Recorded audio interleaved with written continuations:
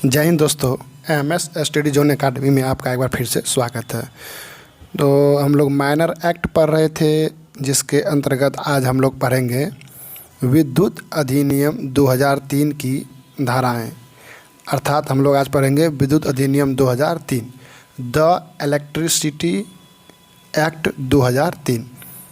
इनके अंतर्गत हम लोग महत्वपूर्ण धाराओं को देखेंगे और किन धाराओं में क्या सज़ा है और सज़ा का प्रावधान क्या है, क्या क्या तरीके हैं, इनके विषय में हम लोग देखेंगे। तो अगर आप इस चैनल पर नए हैं तो चैनल को लाइक, शेयर एंड सब्सक्राइब ज़रूर करें।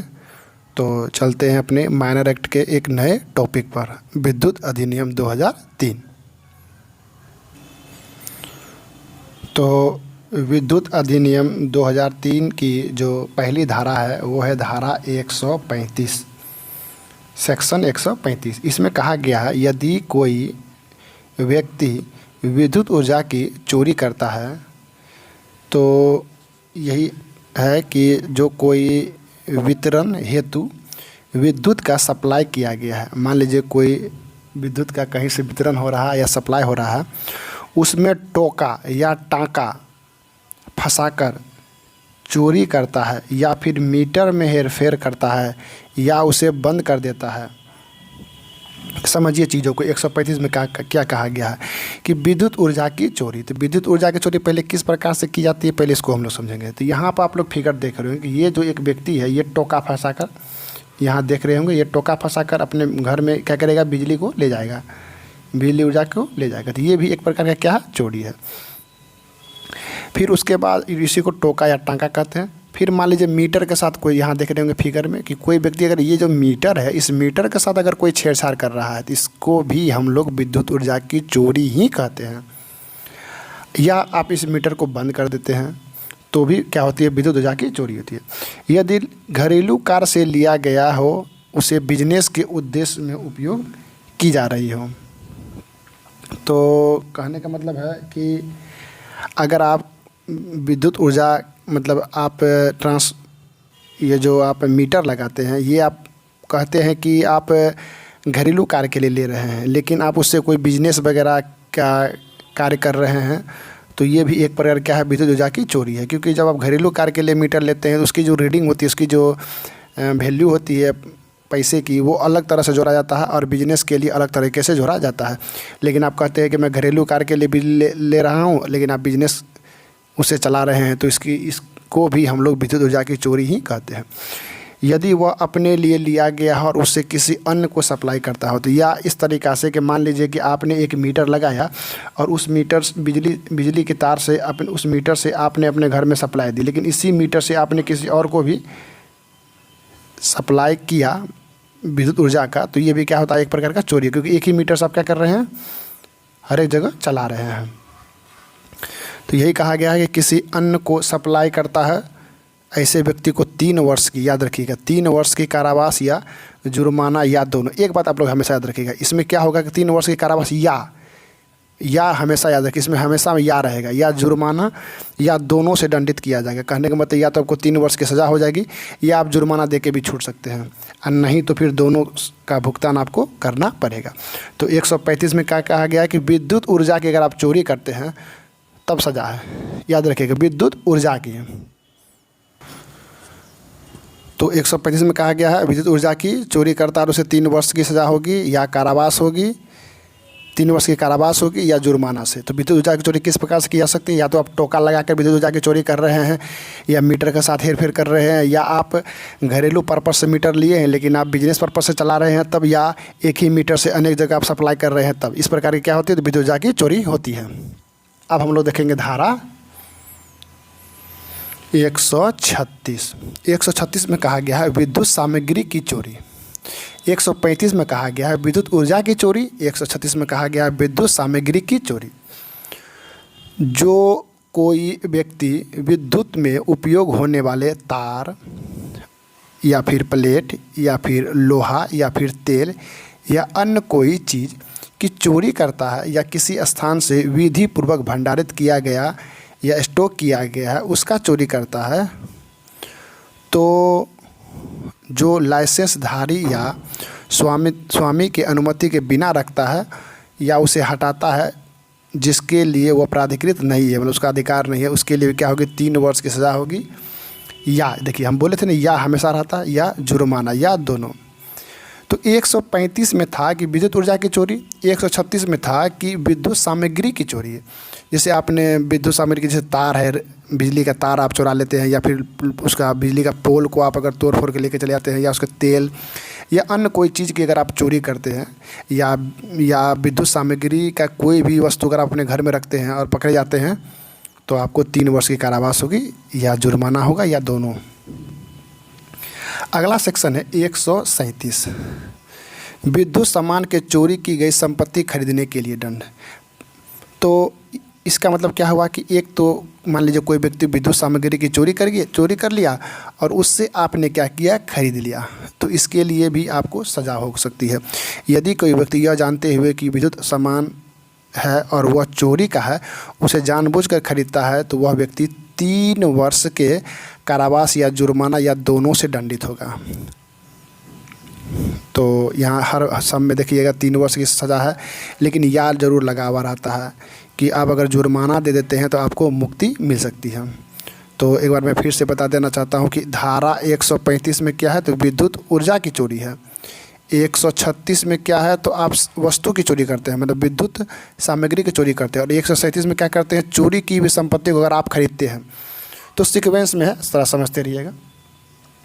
अब हम लोग देखते हैं कि धारा 138 में क्या है, अनुज्ञप्तिधारी मतलब लाइसेंसधारी के मीटरों या कार्यों में हस्तक्षेप करना।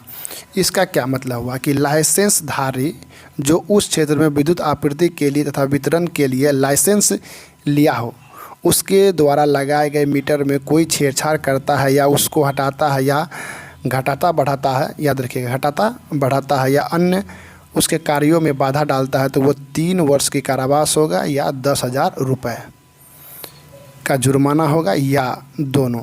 तो इसका क्या मतलब हुआ, मान लीजिए कि आपने कोई मीटर बैठाने के लिए लाइसेंस लिया और लाइसेंस के साथ आपने विद्युत मीटर बैठा लिया, लेकिन आपने क्या किया, उस मीटर के साथ आपने छेड़छाड़ कर दिया ताकि रीडिंग कम हो, बिल कम आवे, या उसके मीटर को आपने रीडिंग को घटा दिया या बढ़ा दिया, या फिर उसको मान लीजिए कि जब आपका बिजली का बिल आने वाला था उस समय आपने मीटर के साथ छेड़छाड़ कर दिया, मीटर को ही तोड़ दिया। तो इस प्रकार की अगर आप घटना करते हैं तो आपको 3 वर्ष की कारावास होगी तथा 10,000 रुपये का जुर्माना या दोनों से दंडित आपको किया जाएगा। यहाँ देख रहे होंगे फिगर में लगाया था कि मीटर के साथ छेड़छाड़ करते हैं आप, तोड़फोड़ वगैरह करते हैं, तो आपको क्या होगा, 3 वर्ष की सजा। अब अगला हम लोग देखते हैं क्या है कि 139, उपेक्षापूर्वक स्वकर्मों को तोड़ना या क्षति पहुंचाना।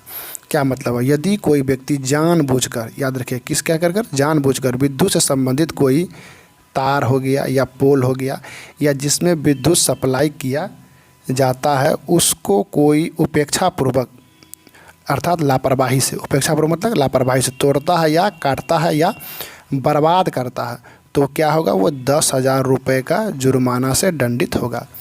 जैसे यहाँ आप लोग देख रहे हैं एक व्यक्ति क्या किया है, मान लीजिए इस पोल को तोड़ दिया, यहाँ देख रहे होंगे आप लोग फिगर में पोल को तोड़ दिया है, तो क्या होगा, यहाँ पर इसको 10,000 रुपये का जुर्माना देना होगा, 10,000 रुपये का जुर्माना देना होगा। यहाँ भी आप देख रहे होंगे पोल वगैरह को क्या कर रहा है, तो तोड़ा जा रहा है। तो इसको पहले आप लोग याद रखिएगा, अगर कोई व्यक्ति जानबूझकर अगर पोल वगैरह तोड़ रहा है तो क्या होगा, उसको 10,000 रुपये का जुर्माना देना होगा।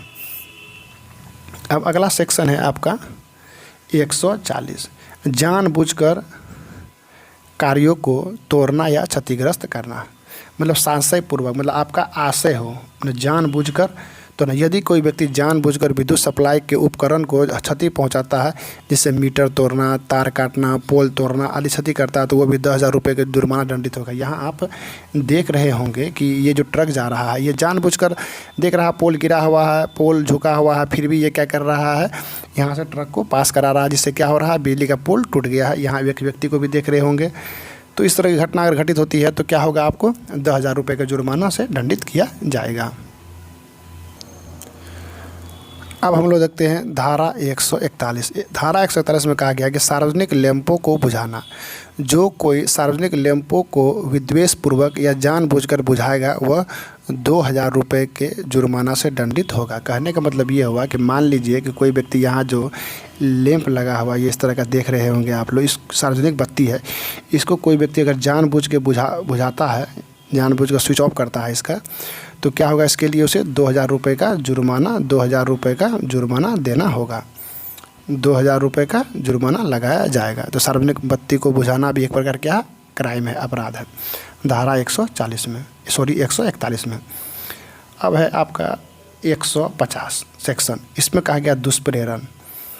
दुष्प्रेरण का क्या मतलब होता है कि जो कोई भी इस अधिनियम के अंतर्गत विद्युत नियम संबंधी धारा का दुष्प्रेरण करेगा तो वह उसी दंड का दंडित होगा जिसके अंतर्गत वह दुष्प्रेरण करेगा। दुष्प्रेरण करने का मतलब हुआ किसी को उस्काना, बहकाना, मतलब वो खुद नहीं करके किसी और से अगर वो ये काम करवा रहा है तो वह उसी दंड से दंडित होगा जो वो काम कर रहा है। जैसे मान लीजिए किसी को उकसा कर उसने क्या किया, सार्वजनिक लैंप को बुझा दिया, तो यहाँ 2,000 रुपये का जुर्माना, तो उसे भी 2,000 रुपये का जुर्माना देना होगा। फिर मान लीजिए कोई अगर किसी को उसका का जानबूझ से क्या कर रहा है कि क्षतिग्रस्त करवा रहा है, तो उसको क्या करना होगा, 10,000 रुपये का जुर्माना देना होगा। तो दुष्प्रेरण भी अगर आप कर रहे हैं, किसी को उसका के काम करवा रहे हैं, तो उसके लिए भी आप क्या होंगे, दंड के भागी होंगे। अगला है धारा 151 का क। ये क्या है, क है, अपराधों का संज्ञान। विद्युत निरीक्षक या लाइसेंसधारी या विद्युत उत्पादक कंपनी का विद्युत वितरणधारी और पुलिस अधिकारी के लिखित आवेदन पर ही न्यायालय संज्ञान लेगी। कहने का मतलब ये हुआ कि जब आप बिजली का बिल जमा नहीं करते हैं या बिजली का पोल वगैरह तोड़ देते हैं या किसी तरह के कोई कार्य आप क्षतिपूर्ति करते हैं विद्युत विभाग संबंधी, तो आपके जो विद्युत निरीक्षक हैं या लाइसेंसधारी या विद्युत उत्पादक जो कंपनी है वो अगर लिखित रूप से देती है तो क्या होगी, आप न्यायालय इस पर क्या करेगी, संज्ञान लेगी। याद रखिएगा, तो कैसा आवेदन होना चाहिए, तो लिखित रूप से आवेदन होना चाहिए। सबसे मोस्ट इम्पोर्टेंट धारा है धारा सेक्शन 151 का ख। इसमें कहा गया कि अपराधों का संज्ञेय एवं अजमानतीय होना। ये याद रखिएगा, ये अजमानतीय अपराध है। एक्चुअली इसमें 3 साल की सज़ा होती है, लेकिन ये अजमानतीय और संज्ञेय है क्योंकि यह भारत सरकार या बिहार सरकार की संपत्ति का चोरी हो रही है। जैसे अगर 379 अगर सामान्य चोरी होता है तो इसमें भी 3 साल से 7 साल तक की सज़ा होती है। तो ये तो भारत सरकार के विद्युत जाके चोरी की जा रही है, तो ये साधारण नहीं होगा। तो इसलिए ये क्या है, ये अजमानतीय है और संज्ञेय है। तो धारा 135 से लेकर 140 और धारा 150 संज्ञेय है और अजमानतीय है। ये याद रखिएगा आप लोग कि विद्युत अधिनियम मतलब भारत सरकार का चोरी कीजिएगा तो आपको थोड़े ना छोड़ दिया जाएगा। तो इसीलिए क्या होगी, ये संज्ञेय होगी और अजमानतीय होगी। 153 विशेष न्यायालय का गठन राज्य सरकार करेगा। ये याद रखिएगा, विशेष न्यायालय गठन कौन करेगा, राज्य सरकार करेगा। राज्य सरकार विशेष न्यायालय का गठन करेगी जिसके अंतर्गत अपर सत्र न्यायाधीश, सहायक सत्र न्यायाधीश और विशेष कोर्ट में होंगे। कहने का मतलब ये हुआ कि विद्युत ऊर्जा से संबंधित जो केस देखे जाएंगे वो राज्य सरकार क्या करेगी, इसके लिए विशेष न्यायालय गठन कर देगी। जैसे उत्तर प्रदेश में विद्युत संबंधित एक विशेष न्यायालय है जहाँ पर वहीं पर विद्युत ऊर्जा से संबंधित केस मामले देखे जाते हैं। तो अगला धारा हमारा क्या है, धारा 154 विशेष न्यायालय की प्रक्रिया एवं शक्ति। इस अधिनियम की धारा 135 से 140 एवं धारा 150 का विचारण जो है विशेष कोर्ट में ही होगा। तो जहां विशेष कोर्ट की स्थापना की गई है वहां पर इसका विचारण होगा विशेष न्यायालय में। तो आज के सेशन को यही समाप्त करते हैं। मैं एक बार फिर से रिवीजन करवा देता हूं। तो याद रखिएगा, 100 धारा अगर 135 में कहा जाए तो विद्युत ऊर्जा की चोरी है, 136 में विद्युत सामग्री की चोरी है, 137 में क्या है कि चोरी की हुई संपत्ति को अगर आप खरीद रहे हैं तब सज़ा है, 138 में है कि मीटर के साथ अगर आप छेड़छाड़ कर रहे हैं तब सज़ा है, 139 में कि आप जानबूझकर अगर कोई उतावलापूर्वक कार्य कर रहे हैं, पोल तोल तोड़ रहे हैं तो आपको सज़ा होगी। फिगर मैं इसीलिए लगाता हूँ ताकि आप लोग को याद रहे और चीज़ें समझ में आ जाए। फिर 140 में है कि जानबूझकर कार्यों को तोड़ना या क्षतिग्रस्त करना। फिर 141 में सार्वजनिक लैंप को बुझाना, इसके लिए 2000 रुपये का क्या है, जुर्माना है। सार्वजनिक लैंप मैंने यहाँ आप लोग को दिखाया है, यहाँ पर सार्वजनिक लैंप है, इसको अगर आप बुझाते हैं या कोई भी मतलब मान के चलिए सरकारी संस्था है उसके लैंप को बुझाते हैं, इसके लिए भी क्या हो गया, आप दंड के भागी होंगे। दुष्प्रेरण करते किसी को उकसा कर ये काम अगर आप करवाते हैं तो आप भी दंड के भागी होंगे। अपराधों का संज्ञान यहाँ पर लिखा गया है, लिखित रूप से होना चाहिए। 151 के ख में है कि अपराध संज्ञेय और अजमानतीय होगा, ये याद रखिएगा।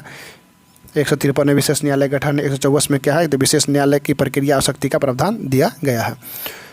तो आज के वीडियो को यहीं समाप्त करते हैं। अगले वीडियो हम लोग देखेंगे अपराधी परिवीक्षा अधिनियम 1958, जो कि काफ़ी मेहनत से बनाया गया। आप लोग देख रहे होंगे कितना सजा धजा के बनाया गया है, काफ़ी अच्छे तरीके से समझाया गया भी है यहाँ पर। तो प्लीज़ आप लोग चैनल पर नए हैं तो चैनल को लाइक शेयर एंड सब्सक्राइब जरूर करें। तो मिलते हैं अगले वीडियो में, तब तक के लिए धन्यवाद। जय हिंद, जय भारत।